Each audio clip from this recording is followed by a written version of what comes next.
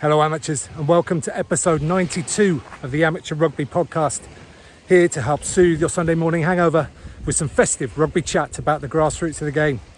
I'm your host Tim, and today I'm still in Bali in Indonesia, Ahmed to be precise, and that is Mount Agung towering over me behind, up in the clouds there, and I'm here on the beach, the crystal clear blue waters. And I'm actually going to get into the water now a little bit because my feet are burning on this black sand.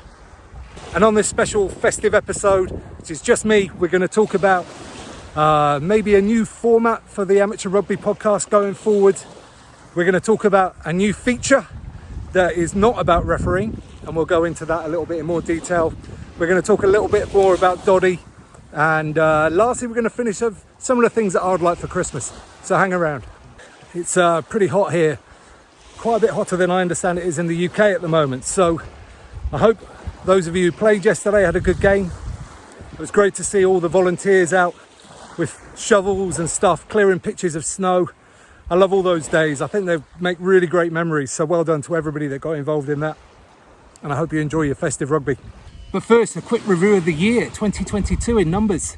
Recorded 34 episodes, and getting close to 25,000 downloads now for the Amateur Rugby Podcast, which just blows my mind. When I started this a few years ago, those kind of numbers just seemed fanciful. So thank you to everybody that's downloaded, listened, shared, all of that jazz. It's hugely appreciated. So as I know most of you are aware, my favourite way of recording podcasts is to go and meet people, go and spend time with them, sit down, have a cup of tea and get into a really good conversation. But with my travel schedule the way it is, that's becoming less and less reliable. So I'm looking at doing a new format. Basically, the same kind of interview, the same kind of conversation, but it would just have to be recorded on Zoom a lot more often, which isn't my preferred thing. I'll still do in-person interviews whenever I can, but I just got to bite the bullet and get on and do some more online interviews. So within this new format of show, I'm going to need a new feature because You a Rugger Law Boar is now officially dead. I've become increasingly frustrated with the amount of noise around referees and refereeing decisions. And although my segment was only done with good intentions, it was only meant to be a bit of fun, I just feel like I'm contributing to that as well. I think we should all get on to just enjoying the grey, enjoying some of the best referees that we've ever had and the highest standards there's ever been, and stop analysing every single thing. Well, analyse it if you want to, but move on with your day. Don't think that they're the cause that you're losing games. And this ties in with the amount of abuse that Wayne Barnes and especially his family have received over recent weeks. The fact that he couldn't have his incredible 100 cap celebration at Twickenham on a game day because he feared for his family's safety is just disgraceful. So, Rugger Law Boar section is over. I won't even mention it again after today. Let's move on. But that being said, I need a new section. I need a new sector. I need a new feature. So if you've got any ideas of something that can replace what I was just talking about, then please get in touch at AM Rugby Podcast on Twitter or hello@amateurrugbypodcast.com. And as mentioned before, I'm currently here in Bali. So there's a rugby club here. Would you be interested if I went and met some people from Bali Rugby Club and interviewed them? Let me know if you'd like to hear some episodes from around the world. Now, somebody that I've spoken a lot about in recent weeks, and rightly so, is the great man Doddie. We're sadly no longer with us, but we can keep his dream alive. One of the simplest, easiest things you can do is go and sign up for Doddie Aid. It's a month-long period of activities. You can run, you can cycle, you can swim, you can do whatever you want. But join up. If you sign up, I think it costs you 20 quid.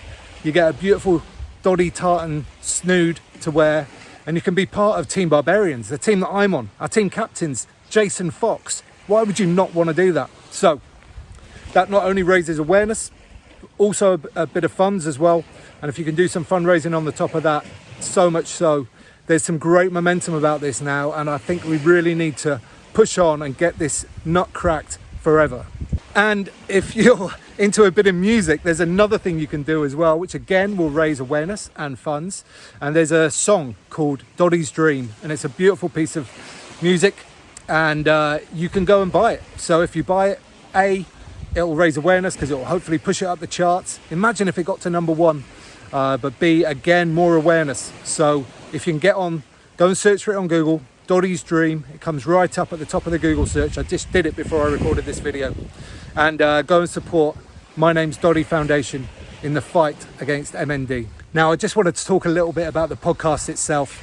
It's something I love doing. It's a great creative outlet for me.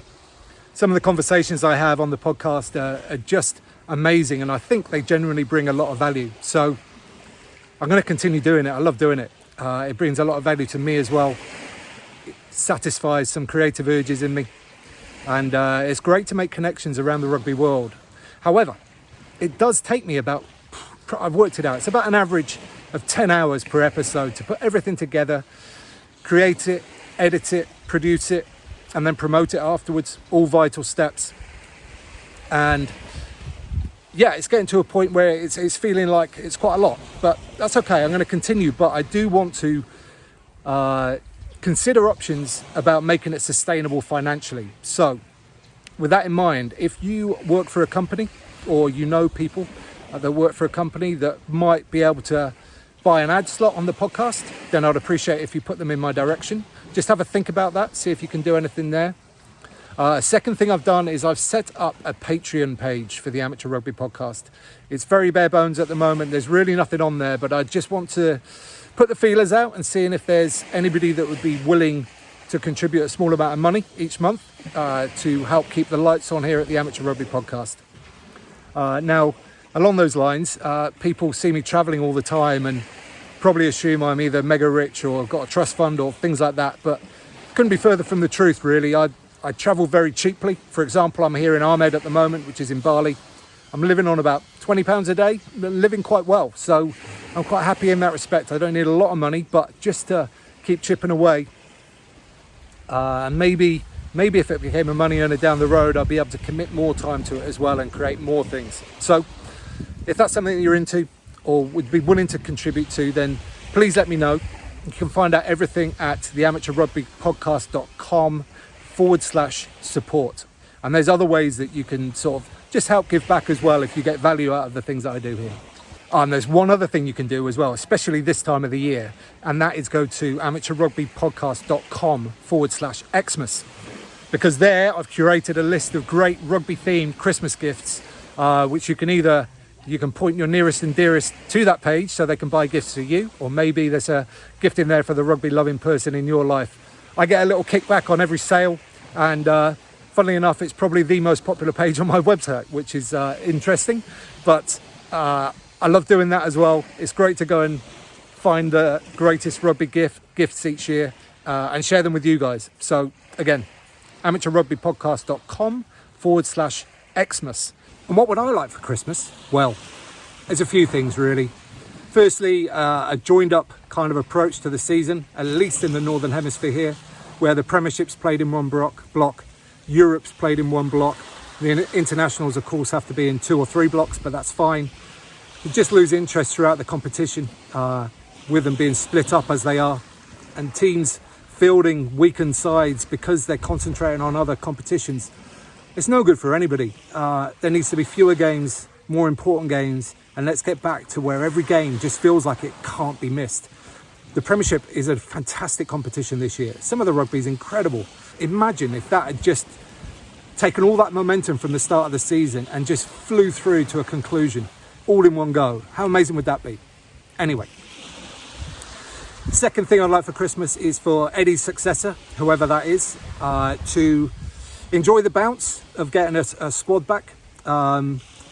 I was far from an Eddie fan, but I did believe in the process still. So it was a big, long project, and the sad thing about it for me is that we'll never know what the end of that project might have looked like.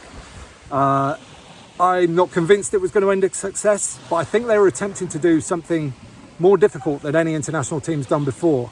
So the progress was slow, but I'm not sure whether it was going to be, in the end, unfruitful. We'll never know. We'll never know. And I say enjoy the bounce. I'm not sure there is going to be that much of a bounce, because it seems like the vast majority of players enjoyed the environment. They felt they were going in the right direction. So I'm not sure there's any bounce to come from that. But again, time will tell.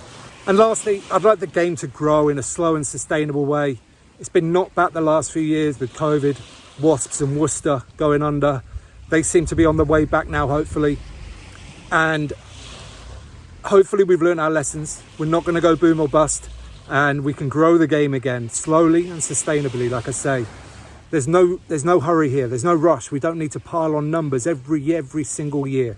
So let's get there slowly. Let's create amazing products with great figureheads for our game, great personalities, and let's just get out and enjoy our rugby once again. So as mentioned, I've got a ton of new guests lined up for 2023, a lot of whom I met on the Great Rugger Run in Scotland this year, and I'm just looking forward to it. If you've enjoyed this festive episode, you can like, subscribe, share it, comment. But what I'd really like is if you mention it to someone in person the next time you're down your local rugby club. So until next year, get out and play.